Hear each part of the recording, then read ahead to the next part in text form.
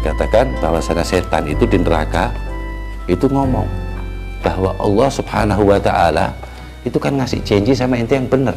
Innallaha wa'adakum wa'dal haq. Hakata. Idqala syaitanu lamma qudhiyal amr. Ketika setan ngomong setelah selesai urusan di akhirat terus masuk neraka, innallaha wa'adakum wa'dal haq. Allah kan udah jelas-jelasan ngomong yang benar, ada Qur'annya, ada hadisnya, ada ulamanya, ada orang-orang salehnya, ada asarnya, dan lain sebagainya. Wa'adakum wa'dal haq. Wa wa'adtukum fa akhlaftukum. Ana juga janji sama ente tapi ente tak tipu. Di Quran loh. Nah, kenapa ente bahlul? Orang yang paling bodoh di mata Allah adalah yang paling sedikit mengingat Allah. Diingat-ingat ya. Sing sithik iling marang Allah kuwi wong paling bodoh, paling rugi. Libatkan Allah dari mulai bangun tidur sampai mau tidur. Ente kalau hitung dosa-dosa ente yang ente ingat aja ya. Sehari aja kan gampang, sehari kan anak berdoa. Itu aslinya dosa yang ente nggak ada di kepala ente, nggak kepikir ente, itu ratusan ribu kali lipat. Orang-orang kayak kita ini. Tapi Allah Ghafurur Rahim. Seandainya umat manusia itu dijadiin satu, dosanya itu seperti kapal, dan pengampunan Allah seperti samudra.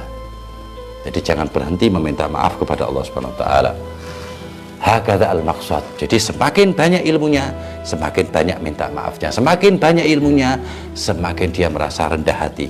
Semakin banyak ilmunya, semakin mendekatkan diri pada Allah SWT. Semakin banyak ilmunya, semakin banyak mengingat Allah. Semakin banyak ilmunya, semakin merasa orang-orang di sekelilingnya lebih mulia dari kita. Semakin banyak ilmunya, semakin takut kepada Allah. Kata Allah berfirman, innama yakhsyallah min ibadihil ulama. Sesungguhnya orang-orang yang takut kepada Allah hanya hamba-hambanya yang berilmu. Hakata. Kalau orang nggak ngaji, bib, wong ora pinter ngaji, ora apal ini, tapi itu orang berilmu hatinya. Walaupun ilmu zahir dia nggak punya, dia dikasih sama Allah Subhanahu wa Ta'ala rasa takut kepada Allah.